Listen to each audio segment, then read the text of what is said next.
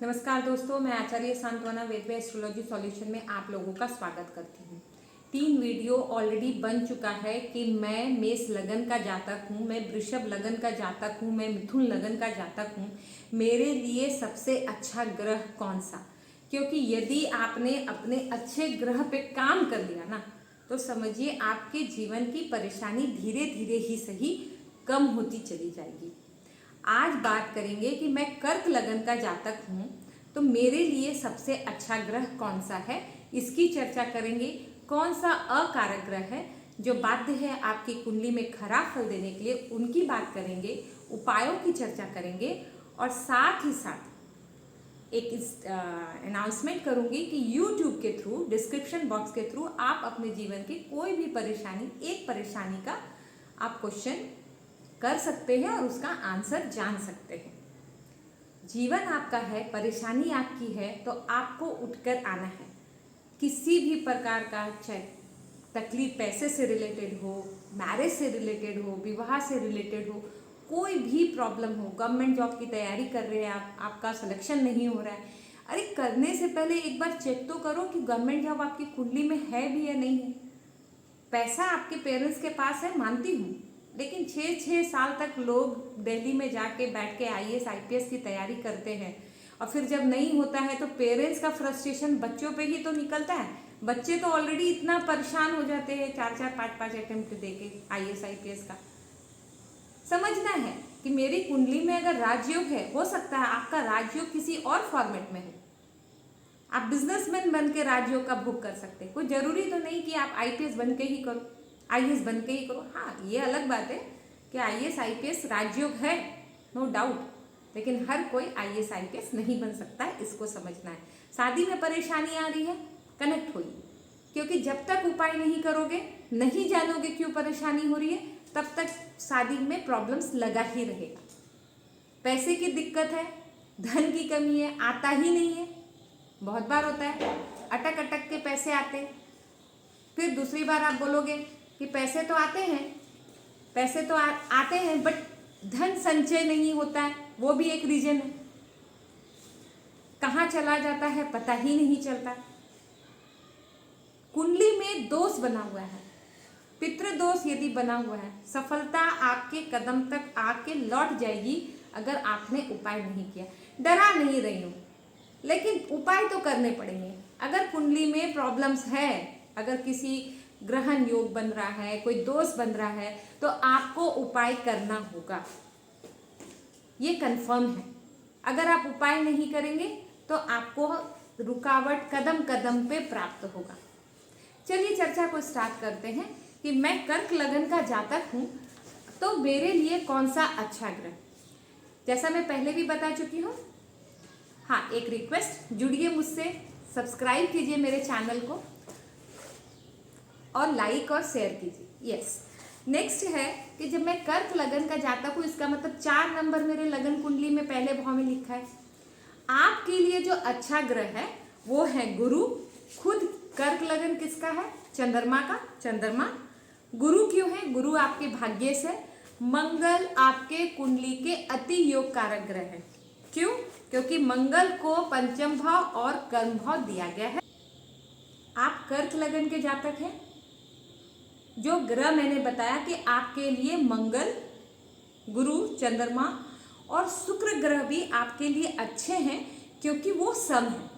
सम ग्रह की प्रॉपर्टीज मैंने ये बताई है वीडियोस में कि अगर उनका प्लेसमेंट अच्छा है आपकी कुंडली में और अच्छे ग्रह के साथ है, अपने मित्र राशि में है, तो उनका फल भी आपको अच्छा ही मिलेगा। आपको कैसे जानना है? जो पहला जो लगन कुंडली बोलते हैं ना, उस पे यदि 4 नंबर लिखा है तो वो आपकी कर्क लगन हुई। कर्क लगन का स्वामी कौन होता है? चंद्रमा। तो वो आपके ऑब्वियस है, लगने से तो अच्छे होंगे आपके लिए। और हर वीडियो में मैं ये चर्चा करती हूँ कि कोई भी ग्रह हो, कोई भी लगने से, हमेशा त्रिकोण का मालिक अपने फ्रेंड को ही देते हैं। त्रिकोण का समझना है, ज्योतिष में केंद्र जो है वो 1, 4, 7 और 10वां भाव होता है, और त्रिकोण पहला भाव, 5वां भाव और 9वां भाव होता है। मतलब फर्स्ट हाउस जो कि आप खुद है वो पांचवा भाव और नवा भाव भाग्येश जो है वो दोस्तों को ही दिया जाता है। तो पांचवा भाव कर्क लगन के लिए उन्होंने मंगल को दिया है, वृश्चिक राशि है। और नवम भाव मीन राशि है जो कि गुरु हैं उनके मित्र ग्रह चंद्रमा के।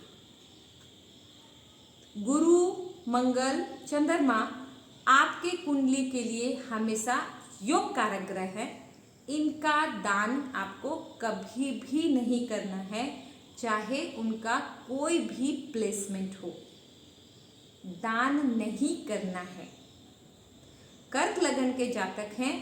अब आप बोलेंगे मैं इसका रत्न पहन लूं? नहीं, रत्न पहनने के लिए बहुत सारे कंडीशंस देखने पड़ते हैं, even though it is your योग कारक ग्रह। रत्न इतना पावरफुल चीज होता है कि यदि आपने पहन रखा है तो उस ग्रह की प्रॉपर्टीज को इतना इन्हांस कर देगा कि अगर वो अच्छे जगह बैठे हैं तब तो वो प्रॉपर्टी इन्हांस हो जाएगी। अगर गुरु जो है मान लीजिए आपके भाग्य से केंद्र में बैठ गए, पंचम भाव के स्वामी केंद्र में आके बैठ गए, पहला भाव, चौथा भाव, सातवां भाव और 10वां भाव में बैठ गए, ठीक है, तो आपके लिए बहुत अच्छा। त्रिकोण में बैठ गए, पहले भाव में, पांचवें भाव में या फिर भाग्य भाव में भी बैठ गए, आपके लिए बहुत अच्छा। लेकिन यही मेष लगन के जातक के लिए अगर गुरु 10वें भाव में बैठे हैं, आपने पुखराज धारण कर लिया, गुरु 10वें भाव में क्या हो जाते हैं? नीच के हो जाते हैं। गुरु 6, 8, 12 में जाके बैठ गए, अगर वो किसी सूत्र के अंदर नहीं आए, कोई कंडीशन अप्लाई नहीं हुआ, कोई विपरीत राजयोग नहीं बना, तो वो 6, 8, 12 जिस भाव में बैठे हैं उसकी प्रॉपर्टीज को भी बुरी तरह बढ़ा देंगे। तो आपके लिए जो ग्रह अच्छा हो सकता था, पूजा पाठ से आप उसको अपने फेवर में कर सकते थे, आपने प्रॉपर्टीज उसकी इतनी इंक्रीज कर दी, उसके खराब एट्रीब्यूट्स, अच्छे एट्रीब्यूट्स के साथ साथ खराब एट्रीब्यूट्स का, कि नलीफाई हो गया आपका अच्छा वाला एट्रीब्यूट। इसको समझना है। पंचम भाव क्या है? शिक्षा है, आपके बच्चे हैं, आपका अचानक धन है, आपका क्रिएटिविटी है, आपका सम्मान है। इसके लिए मंगल, और मंगल को तो अति योग कारक मैंने इसलिए बोला क्योंकि कर्म भाव भी आपको ही दिया गया है।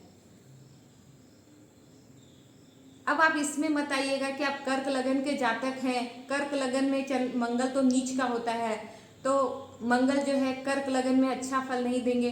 अगर आप अच्छे फल नहीं देंगे, कर्क 4 नंबर की राशि में अगर मंगल रहता है तो वो नीच के रहते हैं, नो डाउट। लेकिन अगर चंद्रमा आपको अपना इतना ही खराब मानते तो आपको अपने कुंडली का सबसे योग कारक ग्रह क्यों बनाते? यहाँ ये बात को समझना है। हाँ, लेकिन आप लगन में बैठे हैं 4 नंबर में, तो आप उनके लिए बहुत खराब हो जाएंगे, गलत फल देंगे। और गलत फल क्या? चंद्रमा है, मंगल अगर उसमें मिक्स हो गया तो बहुत ज़्यादा मानसिक जो है ना, बहुत जल्दी गुस्सा आ जाना, बहुत चिड़चिड़ा हो जाना, ये सब प्रॉपर्टीज डाल देंगे आपके अंदर, और क्या खराब करेंगे आपको। और उनको आसानी से अच्छा किया जा सकता है, ये पक्का। अब जानेंगे शुक्र को मैंने बोला समग्रह। समग्रह की क्या प्रॉपर्टीज है? कि अच्छे ग्रह के साथ रहे और अच्छे प्लेसमेंट के साथ रहे। शुक्र भी यदि केंद्र और त्रिकोण में रहे तो आपको अच्छा फल देंगे। अगर मित्र राशि नहीं भी है तो भी वो आपको खराब फल नहीं देंगे, क्योंकि शुक्र को भी बहुत सौम्य ग्रह माना गया है और सम है आपकी कुंडली। कौन सा अकारक ग्रह? देखिए, चंद्रमा सूर्य को अपना अकारक ग्रह मानते हैं। क्यों? सूर्य क्या है? अग्नि। चंद्रमा क्या है? पानी। किसके साथ टिकेंगे चंद्रमा? आग में पानी डालो तो क्या होगा? पानी खत्म हो जाती है। सूर्य के करीब जब चंद्रमा जाता है तो क्या होता है? अंधकार ही होता है। तो उन्होंने बोला कि आप भले ही मेरे मित्र ग्रह में हैं, आप देवता ग्रह, आप राजा हैं, आप ही देवता, आप ही सब कुछ है, लेकिन मैं आपके ताप को बर्दाश्त नहीं कर सकती, इसलिए मैं आपको अकारक ग्रह में रखती हूँ। सूर्य जो है वो आपकी कुंडली के लिए, कर्क लगन की कुंडली के लिए अकारक ग्रह। बुध भगवान जो है वो भी आपके कुंडली के लिए अकारक है, क्योंकि 12वें और पराक्रम भाव के स्वामी है। देखिए, पराक्रम भाव के स्वामी को अकारक ग्रह के कंडीशंस में इसलिए रखा जाता है कि आपसे मेहनत इतना करवा दिया जाएगा ना, जो फिजूल का मेहनत बोलते हैं, कि आप अपना लाइफ एंजॉय नहीं कर सकते। हाँ, फैमिली करती है वो अलग बात है, आप अपना लाइफ एंजॉय नहीं कर सकते। आपको वो फ्रूट्स कभी कभी होता है कि नहीं मिलता है जितना आप मेहनत करते हो।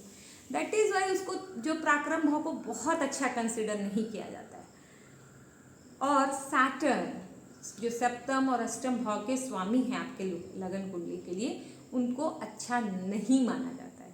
लेकिन सैटर्न के सब और कंप्लीट कर लेती हूँ कि सैटर्न को अच्छा नहीं माना जाता है और आपको सूर्य, बुध और सैटर्न शनि की वस्तुओं का दान करना है कंपल्सरी, अगर आप कर्क लगन के जातक हैं तो। कंडीशंस बहुत सारे रहते हैं, मैं मानती हूँ ज्योतिष में, लेकिन ओवरऑल जो बोलते हैं ना कि मोट माट, तो उनका आपको दान करना।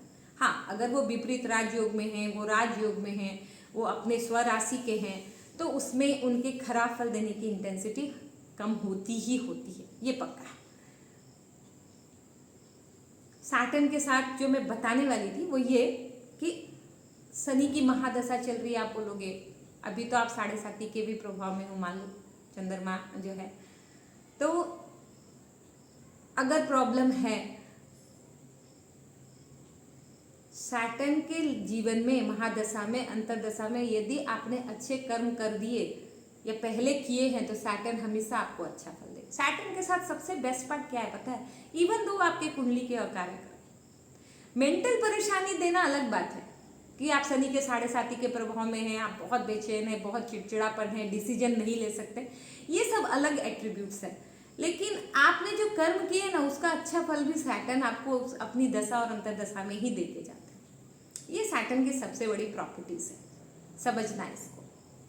सैटर्न खराब है, शनि खराब है, शनि खराब है, शनि खराब है, उनके लिए जिनके कर्म आज खराब होते हैं, उनके लिए शनि सच में बहुत खराब है, उठा के पटकने की ताकत रखते हैं वो।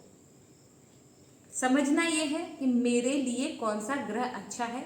जो मैं हमेशा बोलती हूँ कि कभी भी उस ग्रह का दान नहीं करना है, आपको चंद्रमा का, गुरु का, मंगल का दान नहीं करना है, आपको सूर्य, बुध, शनि के वस्तुओं का दान करना है। शुक्र के प्लेसमेंट के हिसाब से उनका दान बनता है या फिर पूजा पाठ मंत्र बनता है।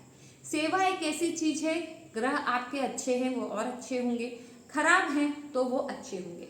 अगर आप सेवा की भाव रखते हैं, सेवा करते हैं, गरीबों की सेवा करते हैं, ओल्ड एज होम में जाके सेवा करते हैं, किसी अनाथालय में जाके सेवा करते हैं, जो दिव्यांग है उन बच्चों को आप उनकी सेवा करते हैं, तो आपका सैटर्न हमेशा अच्छा रहेगा और जब उनकी बारी आएगी तो वो आपको हमेशा अच्छा फल दे के ही जाएंगे। उम्मीद है मैं आपको समझाने में कर्क लगन के जातक को सक्षम हुई हूँ कि आपको अपने कौन से ग्रह पे सबसे ज़्यादा काम करना है।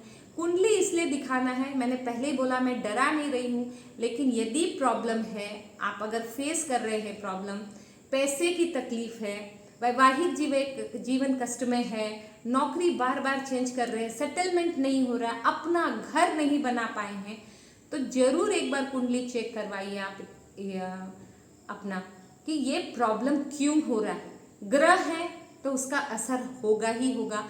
मेरे और आपके मानने मात्र से कि मैं ज्योतिष को नहीं मानता हूँ ऐसा नहीं है, ग्रह है तो उसका असर भी होगा।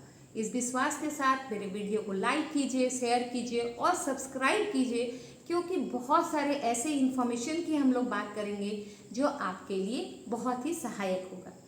उम्मीद है मेरे द्वारा दी हुई जानकारी आपको पसंद आई होगी। धन्यवाद।